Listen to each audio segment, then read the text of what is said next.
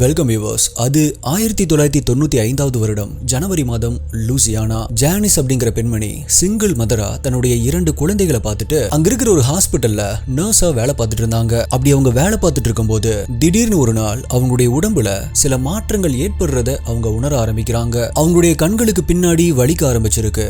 உடல் முழுவதுமே சோர்வடைஞ்ச மாதிரி இருந்திருக்கு. அது மட்டும் இல்ல, அவங்களுடைய கழுத்து கிட்ட வீங்க ஆரம்பிச்சிருக்கு. அவங்க ஒரு நர்ஸ் அப்படிங்கறதால இத பத்தி பெருசா பயப்படல அப்படின்னாலும் கண்டிப்பா டாக்டர் கிட்ட போய் செக் பண்ணி பார்க்கணும் அப்படின்னு போறாங்க. நிறைய டாக்டர்ஸ் கிட்ட போய் செக் பண்ணதுக்கு அப்புறமா ஃபைனலா கைனகாலஜிஸ்ட் கிட்ட வராங்க.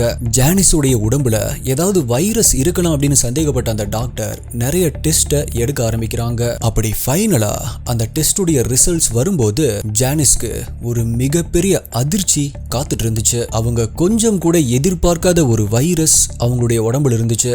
ஜானிஸ் ஒரு நர்ஸ் அப்படிங்கறதால அவங்க ட்ரீட் பண்ண ஏதாவது ஒரு பேஷண்ட் கிட்ட இருந்துதான் இந்த வைரஸ் அவங்களுக்கு வந்திருக்கணும் அப்படின்னு சந்தேகப்பட்டாங்க. ஃபாரன்சிக் சயின்டிஸ்ட், ஜெனடிக் ரிசர்ச்சர்ஸ் மற்றும் இந்த கேஸ்ல ஒர்க் பண்ண இன்வெஸ்டிகேட்டர்ஸ் அப்படின்னு இவங்க எல்லாருமே சேர்ந்து இந்த கேஸ் உடைய மர்மத்தை சால்வ் பண்ணாங்க. 1995 காலகட்டத்திலேயே டெக்னாலஜி எந்த அளவுக்கு இருந்திருக்கு, ஃபாரன்சிக் டீம் எவ்வளவு அட்டகாசமா இந்த கேஸை சால்வ் பண்ணிருக்காங்க அப்படிங்கிறது தான் இந்த கேஸ்ல ரொம்பவே இன்ட்ரெஸ்டிங்கான ஒரு விஷயம். நம்ம சேனல் பார்க்குற நிறைய ஸ்டூடெண்ட்ஸ் இல்ல பேரண்ட்ஸ் இந்த மாதிரியான கேசஸை இன்ஸ்பிரேஷன் எடுத்துட்டு ஃபியூச்சர்ல ஒரு ஃபாரன்சிக் ஆபீசராவோ இல்ல ஒரு இன்வெஸ்டிகேஷன் ஆபீசராகவோ வரணும். அப்படியான ஒரு தரமான இன்வெஸ்டிகேஷன் கேஸை தான் இன்னைக்கு வீடியோல நம்ம டீடைலா பார்க்க போறோம். நீங்க பார்த்துட்டு இருக்கிறது சரவணன் டிகோட்ஸ். நான் உங்கள் சரவணன். வாங்க இன்னைக்கு வீடியோக்குள்ள போலாம்.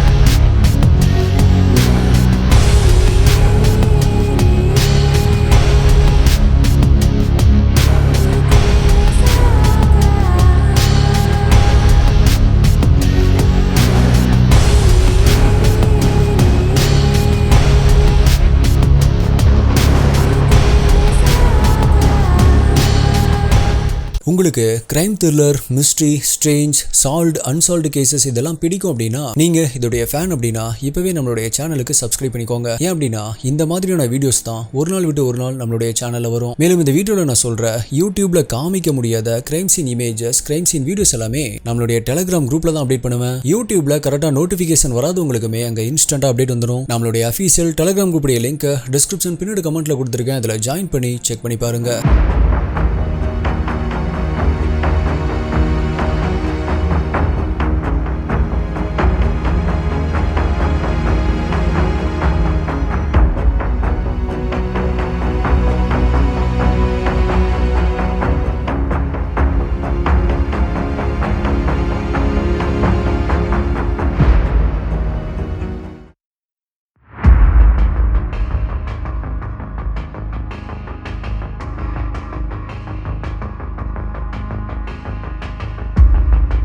ஜானிஸை செக் பண்ணி பல டெஸ்ட் எடுத்ததுக்கு அப்புறமா அவங்களுடைய டெஸ்ட் ரிசல்ட்ஸ் வருது. அந்த டெஸ்ட் ரிசல்ட்ஸ்ல 2 விஷயங்கள் இருந்துச்சு. ஃபர்ஸ்ட் ஒன், அவங்க பிரெக்னெண்டா இருக்கிறாங்க அப்படிங்கறது. இது ரொம்பவே சந்தோஷமான ஒரு செய்தி தான். ஆனா அந்த சந்தோஷத்தை தவிடுபொடியாக்குற மாதிரி இருந்துச்சு அந்த இன்னொரு விஷயம். செகண்ட் ஒன், அவங்களுக்கு HIV வைரஸ் இருக்கு அப்படிங்கிறது தெரிய வருது. இப்ப ஜானிஸ் எப்படி HIV வைரஸால பாதிக்கப்பட்டிருக்கலாம் அப்படிங்கிறதுக்கு சில பாசிபிளான எக்ஸ்பிளனேஷன்ஸ் இருக்கு. ஜானிஸ் ஹாஸ்பிட்டல்ல நர்ஸா ஒர்க் பண்றாங்க. சோ அங்க ஏதாவது எய்ட்ஸ் பேஷண்ட்ஸ் கிட்ட இருந்து இவங்களுக்கு இன்ஃபெக்ட் ஆயிருக்கலாம். இல்ல அப்படின்னா ஜானிஸ் உடைய ப்ரீவியஸ் ரிலேஷன்ஷிப் மூலமா இன்ஃபெக்ட் ஆயிருக்கலாம்.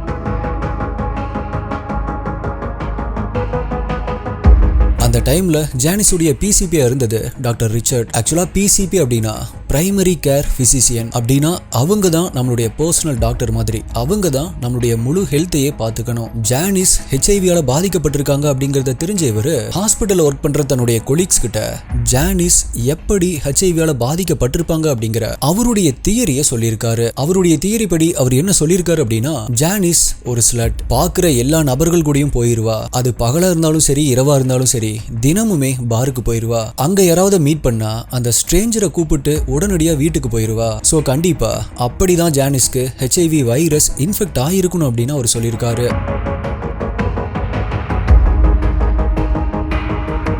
இப்ப தனக்கு HIV பாசிட்டிவ் இருக்குது அப்படிங்கறத தெரிஞ்சுக்கிட்ட ஜானிஸ் ரொம்பவே பயங்கரமா அதிர்ச்சி ஆகுறாங்க. அது மட்டும் இல்ல, அவங்க இப்ப பிரெக்னன்ட் ஆகவும் இருக்கிறதால பிறக்கிற அந்த குழந்தையுமே பிறக்கும் போதே ஹெச்ஐவியோட தான் பிறக்கும். சோ அந்த குழந்தை பிறந்து கஷ்டப்படுறதுக்கு கருவிலேயே அதை கலைச்சிடலாம் அப்படின்னு முடிவு பண்ணி அதை கலைச்சிடுறாங்க. ஜானிஸ் தனக்கு ஹெச்ஐவி இன்ஃபெக்ட் ஆயிருக்கிறத நினைச்சு ரொம்பவே வருத்தப்படுறாங்க. அவங்களுடைய மனசே உடைஞ்சு போகுது. அப்போ கடந்த 10 வருடங்கள்ல யாரெல்லாம் அவங்களுடைய பாய் ஃப்ரெண்டா இருந்தாங்களோ அவங்க எல்லாத்துக்குமே ஹெச்ஐவி டெஸ்ட் எடுக்கப்படுது. ஆனா ஆச்சரியப்படுற விதத்துல அவங்கள ஒருத்தருக்கு கூட ஹெச்ஐவி இருக்கு அப்படின்னு வரல.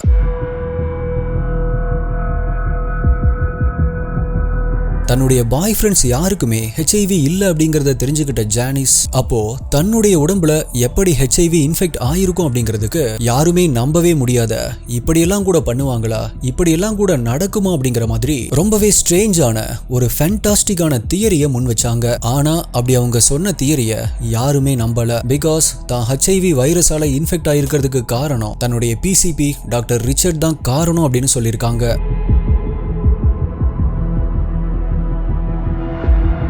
போலீஸால இதை நம்பவே முடியல. ஸோ போலீஸ் ஜானிஸ் மேல சந்தேகப்பட ஆரம்பிக்கிறாங்க. இருந்தாலுமே டாக்டர் ரிச்சர்ட் ஸ்மித்துடைய பேக்ரவுண்டை செக் பண்ணி பார்க்கலாம் அப்படின்னு செக் பண்ணி பார்க்கும்போது டாக்டர் ரிச்சர்ட் ஸ்மித் அந்த கம்யூனிட்டிலேயே ரொம்பவே மதிக்கப்படக்கூடிய ஒரு டாக்டர் அப்படிங்கிறது தெரிய வருது. ரொம்பவே டேலண்டடான தி பெஸ்ட் டாக்டர் அப்படிங்கிறதும் அவருடைய பேஷன்ஸ் ஒருத்தர் கூட அவரை பத்தி குறையே சொன்னதில்லை அப்படிங்கிறது போலீஸுடைய பேக்ரவுண்ட் செக்கிங்ல தெரிய வருது. பட் இருந்தாலும் ஜானிஸ் சொன்ன தியரிக்கும் போலீஸ் கொஞ்சம் மதிப்பு கொடுத்தாங்க. அவங்க சொன்னதையும் கன்சிடர் பண்ணாங்க. அப்படி ஜானிஸ் போலீஸ் கிட்ட சொன்ன தியரி இதுதான்.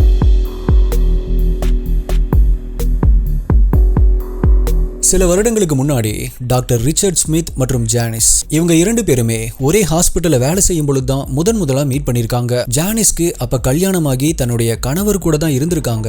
அவங்களுக்கு ஒரு குழந்தையும் இருந்திருக்கு. டாக்டர் ரிச்சர்டுக்கும் மேரேஜ் ஆகி 3 குழந்தைகள் இருந்துச்சு. ஜானிஸ் அந்த ஹாஸ்பிட்டல்ல ஒர்க் பண்ணும்போது டாக்டர் ரிச்சர்டுடைய டேலண்ட்டை பார்த்து, அவருடைய நாலேஜை பார்த்து, தன்னுடைய பேஷன்ஸ் கிட்ட அவரு நடந்துக்கிறத பார்த்து ஜானிஸ்க்கு ரிச்சர்ட ரொம்பவே பிடிச்சு போயிருக்கு. முதல்ல ஃப்ரெண்ட்ஸா பழகுனவங்க சில நாட்கள் ரொமான்டிக்கலி ஒன்னா இருக்க ஆரம்பிச்சிருக்காங்க.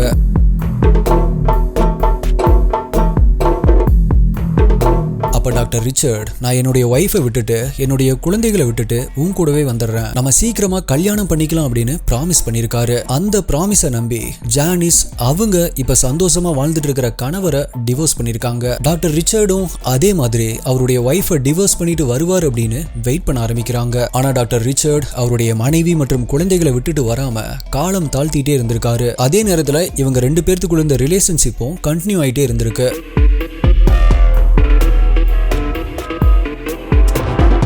1991 ஜானிஸ்க்கு டாக்டர் ரிச்சர்ட் மூலமா இன்னொரு குழந்தை பிறக்குது. இப்ப இந்த குழந்தைய பாத்துக்கிறதுக்கான எல்லா செலவையுமே டாக்டர் ரிச்சர்டே ஏத்துக்க ஆரம்பிக்கிறாரு. அது மட்டும் இல்ல, சீக்கிரமா தன்னுடைய ஒய்ஃப் குழந்தைகளை விட்டுட்டு வந்துடுறேன் அப்படின்னு சொல்லிட்டே இருந்தாரே தவிர அப்படி நடக்கவே இல்ல. சோ ஒரு கட்டத்துல இத புரிஞ்சுக்கிட்ட ஜானிஸ் டாக்டர் ரிச்சர்ட் கிட்ட இருந்து விலகி வேற ஒரு புதிய ரிலேஷன்ஷிப்குள்ள என்ட்ராக ட்ரை பண்ணிருக்காங்க. ஆனா டாக்டர் ரிச்சர்ட் அதுக்கு சம்மதிக்கல. நீ என் கூட மட்டும்தான் இருக்கணும் அப்படின்னு ஜானிஸ மிரட்ட ஆரம்பிச்சிருக்காரு. இன்னும் சொல்ல போனா ஜானிஸ் டேட் பண்ற அந்த புதிய நபர்களை ஃபாலோ பண்ணிட்டு போய் கொலை பண்ணிடுவேன் அப்படின்னு மிரட்டி இருக்காரு.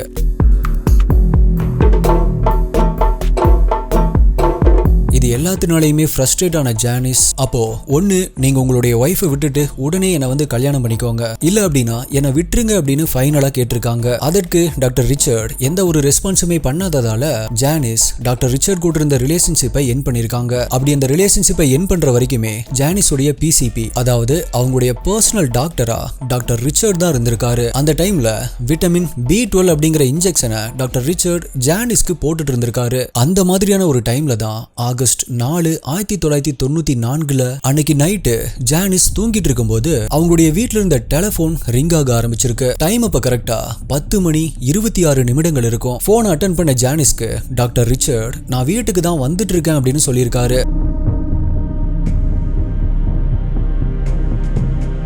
சில நிமிடங்கள் கழிச்சு வீட்டுக்கு வந்த டாக்டர் ரிச்சர்டுடைய கையில ஒரு இன்ஜெக்ஷன் இருந்திருக்கு. அந்த இன்ஜெக்ஷனை ஜானிஸ்க்கு போட்டு விட்டுருக்காரு. அப்படி அந்த இன்ஜெக்ஷனை போடும் பொழுது ஜானிஸ்க்கு ரொம்பவே வலிச்சதா பின்னாட்கள போலீஸ் கிட்ட சொல்லியிருக்காங்க. அந்த மாதிரியான ஒரு இன்ஜெக்ஷனை தன்னுடைய வாழ்நாளையே போட்டதில்ல. அவ்வளோ வலி இருந்துச்சு அப்படின்னு சொல்லியிருக்காங்க. டாக்டர் ரிச்சர்ட் எப்பவுமே வீட்டுக்கு வந்தா தங்கிட்டு தான் போவாரு. ஆனா அன்னைக்கு மட்டும் அந்த இன்ஜெக்ஷன் போட்ட உடனே வீட்ல இருந்து கிளம்பிட்டாரு. அது மட்டும் இல்ல, அன்னைக்கு நைட் அந்த இன்ஜெக்ஷனை போடும் பொழுது டாக்டர் ரிச்சர்ட் ரொம்பவே பதட்டமா இருந்ததாகவும், சோ அன்னைக்கு அவரு போட்ட அந்த இன்ஜெக்ஷன்ல தான் HIV வைரஸ் இருந்திருக்கும் அப்படின்னு தன்னுடைய தியரிய போலீஸ் கிட்ட சொல்லி முடிக்கிறாங்க ஜானிஸ்.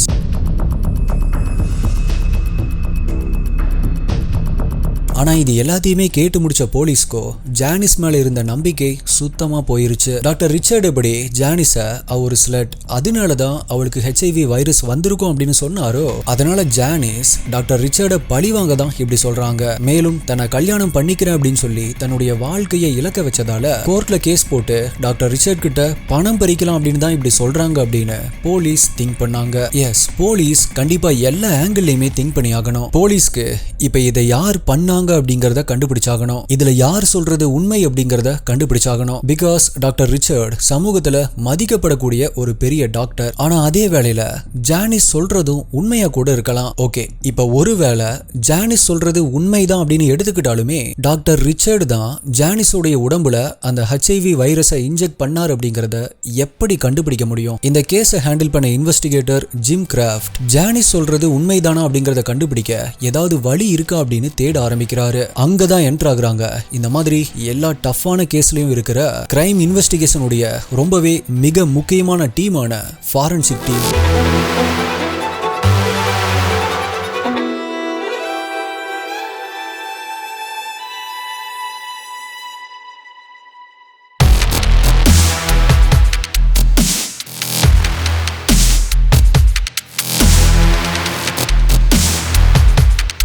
ஃபாரன்சிக் டீம் இதுல என்டர் ஆகி விசாரிக்க ஆரம்பிக்கிறாங்க. அப்படி அவங்க செக் பண்ணி பார்க்கும் பொழுது ஜானிஸ் சில மாதங்களுக்கு முன்னாடி தான் பிளட்டை டொனேட் பண்ணியிருக்காங்க. அப்படி அவங்க டொனேட் பண்ண அந்த பிளட் ரெக்கார்ட்ஸ் எடுத்து பார்க்கும் பொழுது அதுல அவங்களுக்கு HIV வைரஸ் இல்ல அப்படிங்கிறது தெரிய வந்திருக்கு. விச் மீன்ஸ் அவங்களுக்கு HIV இன்ஃபெக்ட் ஆனது ரொம்பவே ரீசெண்டா தான். போலீஸ் இப்ப டாக்டர் ரிச்சர்டுடைய டெலிபோன் ரெக்கார்ட்ஸ் எல்லாத்தையுமே செக் பண்ண ஆரம்பிக்கிறாங்க. அப்படி செக் பண்ணி பார்த்ததுல ஜானிஸ் சொன்ன மாதிரி ஆகஸ்ட் 4ஆம் தேதி இரவு 10:26 மணிக்கு ஜானிஸோடைய டெலிபோனுக்கு இவர் கால் பண்ணியிருக்காரு அப்படிங்கிறது கன்ஃபார்ம் செய்யப்படுது.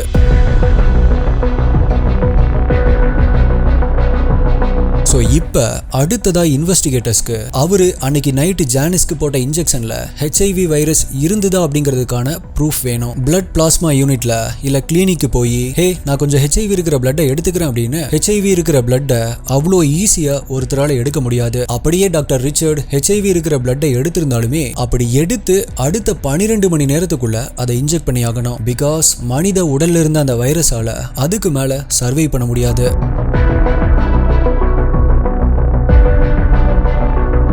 இங்க டாக்டர் ரிச்சர்ட் வேலை செய்யற அந்த ஹாஸ்பிட்டல்ல பிளட் டெஸ்ட் எடுத்தவங்களுடைய ரெக்கார்ட்ஸ் எல்லாமே ரொம்பவே கிளியரா மெயின்டைன் செய்யப்பட்டுட்டு வந்திருக்கு. சோ போலீஸ் முதல்ல அது எல்லாத்தையுமே போய் செக் பண்ணி பாக்குறாங்க. முக்கியமா 1994 ஆகஸ்ட் 4ஆம் தேதி இருக்கிற ஃபைலை தேடி பாக்குறாங்க. ஆனா கரெக்டா அது மட்டும் அங்க இல்ல. அப்பதான் அங்க ஒரு ஸ்டோரேஜ் ரூம் மாதிரி இருக்கிறத பாக்குறாங்க. அங்க நிறைய பாக்ஸஸ் அடிக்க வைக்கப்பட்டிருக்கு.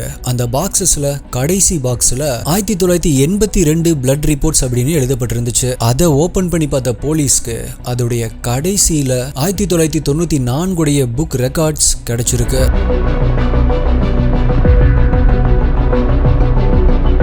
இப்ப அந்த புக் ரெக்கார்ட்ஸ்ல பிளட் டெஸ்ட் எடுத்தவங்களுடைய நேம் பக்கத்திலேயே ஒரு ஸ்டிக்கர் ஒன்னு ஒட்டப்பட்டிருக்கும். அந்த ஸ்டிக்கர்ல அவங்களுடைய லேப் ட்ராக்கிங் நம்பர் ஒன்னு இருக்கும். அப்படி 1994 ஆகஸ்ட் 4ஆம் தேதியுடைய பேஜை பாக்குறாங்க. அப்படி பார்க்கும் பொழுது அன்னைக்கு பிளட் டெஸ்ட் எடுத்த எல்லா பேஷண்ட்டுடைய நேம் பக்கத்திலையும் அந்த ஸ்டிக்கர் ஒட்டப்பட்டிருக்கு. ஆனா டான் மெக்லலன் அப்படிங்கிற பேஷண்ட்டுடைய நேம் பக்கத்துல மட்டும் அந்த ட்ராக்கிங் நம்பர் இருக்கிற ஸ்டிக்கர் மிஸ்ஸிங். இப்ப போலீஸோ டான் மெக்குடைய அட்ரஸை கண்டுபிடிச்சு அவருடைய வீட்டுக்கு போறாங்க. அப்படி போனவங்க அவர்கிட்ட ஒரே ஒரு கொஸ்டின் தான் கேக்குறாங்க. அது நீங்க HIV பாசிட்டிவா அப்படிங்கிற கேள்விதான். அதுக்கு அந்த நபரோ என்ன கேள்வி கேக்குறீங்க, HIV பாசிட்டிவா, எனக்கு ஃபுல் எய்ட்ஸே இருக்கு அப்படின்னு சொல்லியிருக்காரு.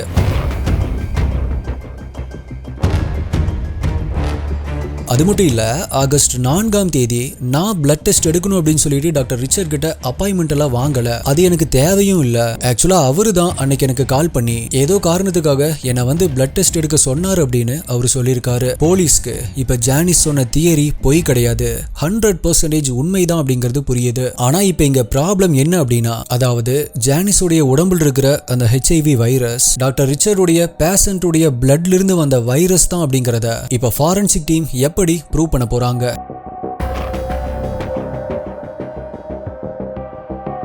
டெக்சஸ்ல இருக்க பெய்லர் காலேஜ் ஆஃப் மெடிசன் அப்படிங்கிற one of the world best human genome study சென்டர்ல இருக்கிற டாக்டர் மைக்கேல் மெட்ஸ்கர் கிட்ட இன்வெஸ்டிகேஷன் ஆபீசர் கால் பண்ணி கேட்கிறாரு. அதுக்கு அவரு சாதாரணமா DNA டெஸ்ட் பண்றவங்களுக்கும் HIV வைரஸ் பாதிக்கப்பட்டவங்களை DNA டெஸ்ட் பண்றதுக்கும் சில மாற்றங்கள் ஏற்படும். அதுக்கு காரணம் அந்த வைரஸ் அவங்களுடைய DNAல சில மியூட்டேஷன்ஸை ஏற்படுத்தும் அப்படின்னு சொல்லியிருக்காரு. சோ ஜானிஸுடைய உடம்புல இருக்கிற HIV வைரஸும் டாக்டர் ரிச்சர்டுடைய பேஷண்ட்டுடைய உடம்புல இருக்கிற அந்த HIV வைரஸ் ஒண்ணா அப்படிங்கறத செக் பண்ண ஒரு டெஸ்ட் பண்ணலாம் அப்படின்னு சொல்றாரு. பைலோஜெனடிக் மெத்தட்ஸ் அப்படிங்கிற ஒரு மெத்தடை யூஸ் பண்ணி அந்த வைரஸ்க்கும் இந்த வைரஸ்க்கும் இருக்கிற ரிலேஷன்ஷிப்பை நம்மளால ட்ராக் பண்ண முடியும் அப்படின்னு சொல்லியிருக்காரு.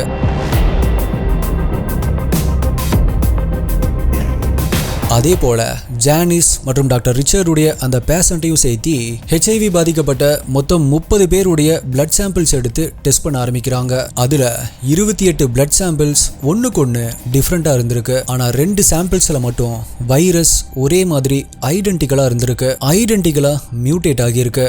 எஸ், அது ஜானிஸ் மற்றும் டாக்டர் ரிச்சர்டுடைய அந்த பேஷண்ட்டுடைய வைரஸ் தான். சோ டாக்டர் ரிச்சர்டு தான் ஜானிஸை கொடூரமா பழி வாங்குற நோக்கத்துல இப்படி ஒரு கேவலமான வேலையை பண்ணிருக்காரு அப்படிங்கறத போலீஸ் கன்ஃபார்ம் பண்றாங்க. என்னதான் டாக்டர் ரிச்சர்ட் டாக்டர் டிகிரி படிச்சிருந்தாலுமே இதிலிருந்து நம்மளுடைய இன்டெலிஜென்ஸை பயன்படுத்தி ஈஸியா தப்பிச்சிடலாம் அப்படின்னு அவர் நினைக்கிறதுக்கு முன்னாடி கிரைம் இன்வெஸ்டிகேஷன்ல ஃபாரன்சிக் அப்படிங்கிற ஒரு டிபார்ட்மெண்ட் இருக்கு அப்படிங்கறத அவர் மறந்துட்டார் போல. 1995 காலகட்டத்திலேயே USA எந்த அளவுக்கு ஃபாரன்சிக் ரொம்பவே அட்வான்ஸ்டு லெவல்ல இருந்திருக்கு அப்படிங்கறத நினைச்சா எனக்கு ரொம்பவே ஆச்சரியமா இருக்கு. ஒரு கிரைம் இன்வெஸ்டிகேஷன்ல குற்றவாளிகளை பிடிக்கிறதுக்கு ஃபாரன்சிக் எவ்வளவு உதவியா இருக்கு. 1995 அப்படின்னா இப்ப 2023 யூஎஸ்ல ஃபாரன்சிக் டெக்னாலஜி எவ்வளவு இம்ப்ரூவ் ஆயிருக்கும் அப்படின்னு நினைச்சு பாருங்க. நம்மளுடைய இந்தியாலையும் இதே மாதிரியான ஃபாரன்சிக் டெக்னாலஜி கண்டிப்பா வரணும். எவ்வளவு பிரில்லியண்டா அவங்களுடைய நாலேஜை பயன்படுத்தி ஒரு கிரைமை செஞ்சாலும் போலீஸ் மற்றும் ஃபாரன்சிக் டீம் இருக்காங்க அப்படிங்கறத உணர்த்துற இன்னொரு எக்ஸாம்பிளா இந்த கேஸை நம்ம சொல்லலாம். என்ன,